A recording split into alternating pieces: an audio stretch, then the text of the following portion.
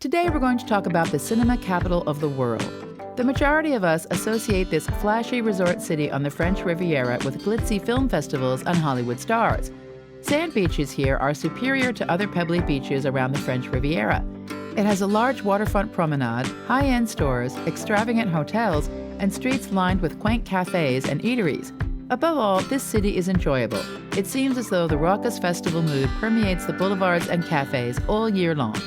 And, well, the exciting thing is that you can pose on the red carpet at any time of year.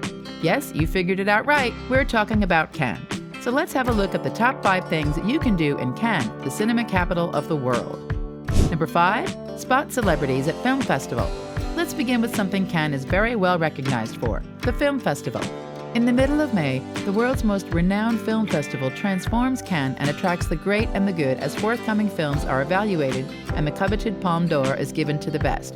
It takes place simultaneously with the Marché du Film, which is known as the greatest film market in the world and is attended by tens of thousands of filmmakers, distributors, and other business people. There is a unique atmosphere in the area for 2 weeks, and there is a good chance that you may see celebrities there. That is why it can be considered as a prime thing to do in Cannes because of how fulfilling it would be to spot celebrities in person that you've only had the chance to look at the screens. Quite a sight. The renowned parties on La Croisette are also a contributing factor to the festival's reputation for glamour.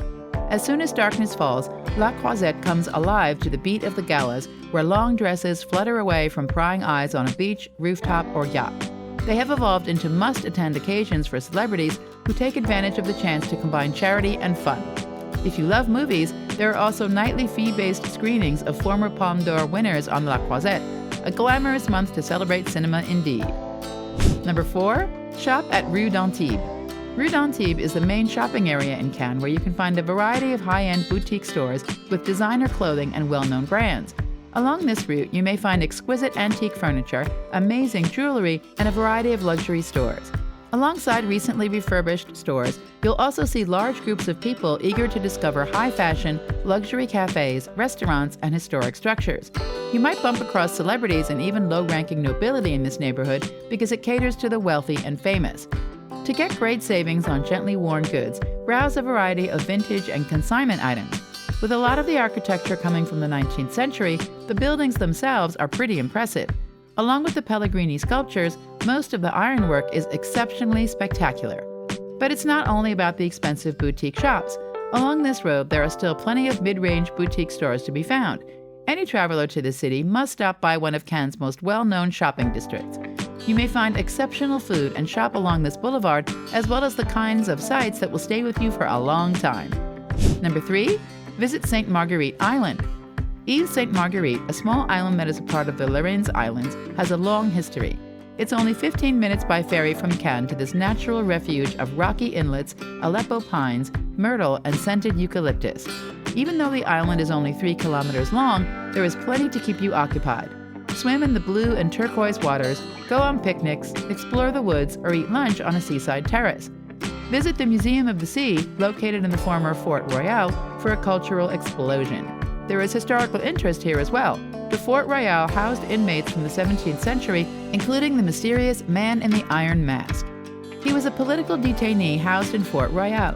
He was made to put on a mask to hide his identity, 11 long years, to be sure, under disguise.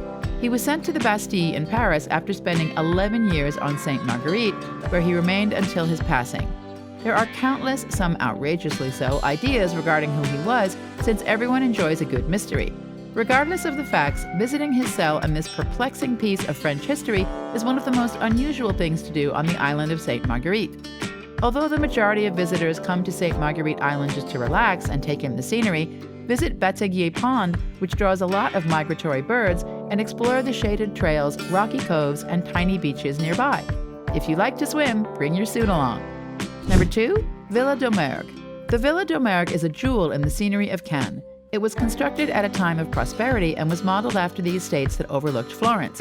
The tiered gardens with ponds and waterfalls were developed by the sculptor's wife, while the building's interior was meticulously planned by artist Jean-Gabriel Domergue himself. The flower beds are decorated with several ceramic and bronze vases that the couple collected while touring the Mediterranean, producing an extraordinary and beautiful ambiance. Odette and Jean-Gabriel Domergue established Cannes as the epicenter of a specific art of living. Visitors are welcome to this enchanted location for short-term exhibits and VIP events, which often take place in the summer.